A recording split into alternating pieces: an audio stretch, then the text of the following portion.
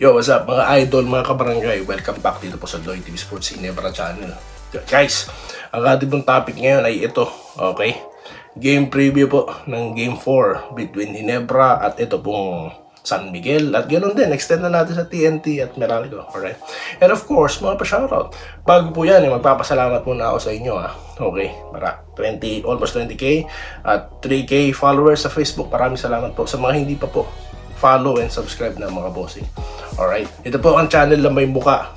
Hindi katulad na ilang mga page dyan, kung sino-sino, hindi nyo na makilala. Ginebra pa talaga yan. O naglagay lang dyan ng pangalan ng kupunan. No? Alright, follow na ha. Dito na tayo sa ating gustong pag-usapan. Bibilisan ko na lamang ito, no? Mga pa-shoutout na rin bago ang laro. Ayun na nga, ano bang inaasahan natin dyan sa Game 4 na ito? Bounce back, no? They need to win this game. It's a crucial for Barangay Ginebra, no? It's difficult to be nasa 1-3 position, no? Hindi po yan gugustuhin ng kahit sinong kupunan. Kaya marami po tayong nabasang comments dito about the fans, no? Nakukulangan daw po sila, no? Bagamat sinasabi ko naman po, no? Kaya nga ako nagba-vlog, no? Right after the game para masamahan naman po yung mga hindi makakatulog na fans, di po ba, yung iba pong nasaktan, natalo, no? Kaya nagba-vlog tayo kahit talo. Ganun po talaga, no? Kung kayo nagpapakilala, no? Nasa team kayo, dapat igagay nyo rin, no? Lalo na kung meron kayong ilang subscribers, 50. Umaasa po yung iba, no? Ako kahit almost 20k, alam ko, kaya lagi akong nandito, no? Dahil nag-aantay sila ng analysis, ano ba talaga nangyari dyan, no? Alright? Iba nga, hinahanap pa sa akin. Huwag nyo nang hanapin ng wala. So, yun na nga po sinasabi ko, no? Ine-echo ko po rito yung sinasabi ng fans dahil nakukulangan daw po sila. Kasi nga po, nakikita po nila yung ginagawa ng San Miguel, no? Sabi nga po sa interview ni Johnny Abarientos, no? The coach, Flying A, kailangan dumipensa na ni RJ. Noon ko pa sinasabi yan, no? Walang kuya-kuya, walang idol-idol muna, no? The fans are, expecting na magpakita, di po ba? Tapos nakita ko rin po yung depensa nila Ross, no? Alright?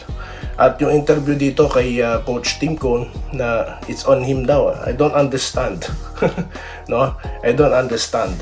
Pero yun nga, sabi ng mga fans, nakukulangan sila sa depensa. Gusto po nilang makita nung talagang katulad din ng ginagawa sa inyo, no, na San Miguel. Nila Cruz, nila Ross, no? Kaya si Ross laging nandyan kasi nga po, I understand talaga pong solid sa depensa. Yun po ang gustong makita ng fans, no? Parang ako, pag hindi po si Pacquiao ang nagbo-boxing, hindi ako nanonood. Kasi usual boxing lang mapapanood ko kung sinong maglalaro dyan Pero pag si Pacquiao, alam ko explosive and action yan all the way hanggang matapos. So yan lang po yung gusto ng fans. Kahit matalo nga walang problema basta nakitang lumalaban. So ako, ang inaasahan ko dito, total 5-pack, no? Bounce back para sa Ginebra, no? Nakita naman natin nung game 3, kaya pala nilang talagang pigilan itong si John Mar, no? So kailangan lang nilang i-lockdown na sino ba yung nangangamoy, yung mainit, yung smoking hot. Yun po yung nangyari dito kay nakadalawang tikada na ng 3-point shot. Ang pa rin po na response sa defense. Sorry wala naman po ako sa actual pero siguro mapipigilan yun kahit papano, di po ba? Kung talagang naka-lockdown na, hindi na pinahawak ng bola kasi they doing that to RJ, they doing that to the offensive players ng Ginebra. So baka naman, hindi naman po ako nagmamagaling dito, no? Okay, I'm just echoing yung sinasabi po ng maraming mga fans. Alright, speaking of the fans, may sinabi po dito ang ating comment section na si Clifford Paragas, believe daw po sa atin kasi Ginebra ka, nag-vlog ka pa din kahit talo ang Jing Kings. Hindi kagaya ng iba kapag panalo ang Jing Kings, sila nagba-vlog, kapag talo walang vlog. Salute din po ako sa inyo, sir. Maraming salamat. Yun nga po yung sinasabi ko na manalo matalo, no? Nandito tayo. Yung iba, napanood ko din yung iba, no? Kasi nag-feed sa akin. Pero pag talo talaga, no? Ewan ko, hinahanap ko sila Kasi hinahanap sila sa akin no? So, ganun po talaga, di ba? Busy sila, no? Sabagay ako din, busy ako, OFW ako Pero pang isa ditong page, no? Justin Magic 32 Brownlee daw siya. Ito, tinatanong niya, meron siyang tinatanong na page, okay? Maganda naman daw pinakita ni Steele sa PBA, pero ang tanong, bakit hindi man lang nabigyan ng playing time? At kung nabigyan ng playing time nung Elims, mas may playing time pa siya kay Nard Pinto. Hindi ko magets kung ano yung sinasabi nitong page na to. Kung nabigyan daw ng playing time nung Elims, gamit. Yan po yun ibang mga page. Kaya nga ako, hindi ko rin alam kung ano talaga dyan ang natural na page ng Ginebra. Kaya ako hindi. Ako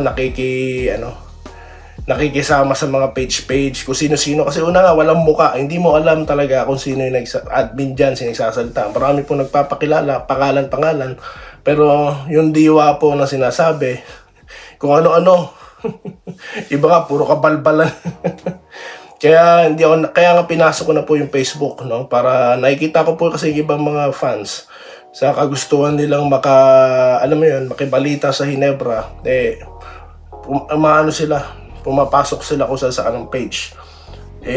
Kaya nga po ako, sabi ko, gumawa po ako ng kaparaanan, no? Para sana, makausap ang Ginebra, pero wala pang reply sa akin No, kaya ako nagre-rely na lang ako sa sarili kong efforts, no, para mag-supply talaga sa inyo ng mga impormasyon, no. Tsaka ako pinapanood ko talaga yung game para masabi ko sa inyo talaga kung ano yung napanood ko. Kaya nga ito, wala po tong grado okay. Meta po ito. Para kapag may tanong sa akin, through pa shoutout, masasagot ko kagad, no. Kapag may latest information, magtatanong lang tayo kay Meta. So yun po, that's how I'm doing, no? Dahil I'm taking full responsibility po sa mga followers and subscribers po ng channel na ito. Dahil mga legit po ito. Hindi po ito kung saan galing lamang ng mga followers at subscribers. Yun po yung sinasabi ko dito.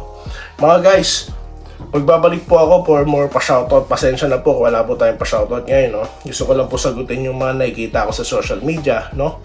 Okay, pero ganun pa man, no? Yan, pina-flash ko na po muna ang mga nag-subscribe. I appreciate po. Kala ko walang manonood ng content natin ngayon. Dahil gano'n naman pagtalo, pero sabi ko nga sa inyo, manalo matalo, nandito po inyong kabayan. Maraming salamat po sa inyong lahat. Kung kayo taga-barangay, sa TNT pala muna at Meralco.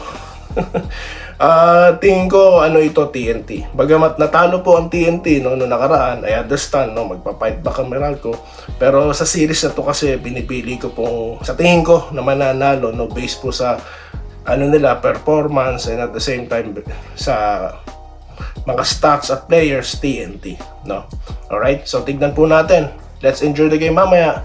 Maraming salamat po, no, sa inyong lahat, no, mabuhay po kayo. Salamat po sa panonood. Subscribe na para sa mga susunod na basketball at boxing videos.